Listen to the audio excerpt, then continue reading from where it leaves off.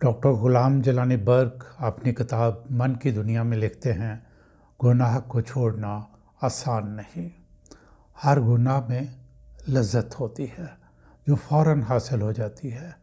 نیکی کے نتائج کافی دیر کے بعد نکلتے ہیں اور آغاز میں تکالیف کا سامنا بھی کرنا پڑتا ہے۔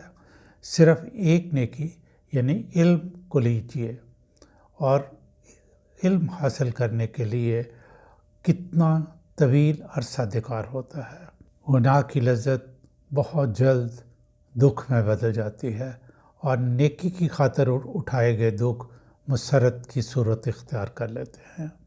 کم نظر لوگ اس فانی اور عارضی لذتوں کے پیچھے بھاگتے اور اہل دانش ان تکالیف کو سہیڑتے ہیں، جس کا نتیجہ ابدی مسرت ہوتی ہے۔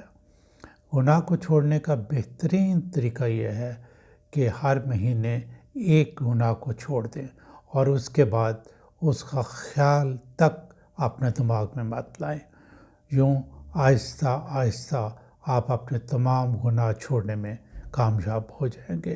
ابتدا ترک دروغ سے کیجیے، کیونکہ جھوٹ تمام گناہوں کی جڑ ہے، اور جب تک یہ بیماری باقی رہے گی، روح و دل صحت مند نہیں ہو سکتے۔